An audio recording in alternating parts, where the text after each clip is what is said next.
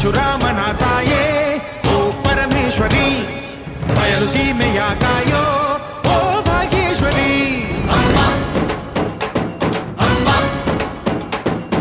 ಬಾ ಪರವಾಗಿ ಬಾರೆ ನೀ ಪ್ರತಿಮುಕ್ತಿಗೆ, ಬಾ ಗುರುವಾಗಿ ಬಾರೆ ನೀ ಸತಿಶಕ್ತಿಗೆ.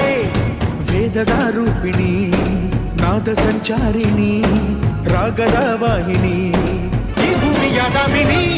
ಅಮ್ಮ ಎಲ್ಲಮ್ಮ, ಅಮ್ಮ ಎಲ್ಲಮ್ಮ.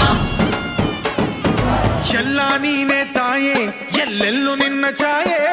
ಅಮ್ಮ ಎಲ್ಲಮ್ಮ,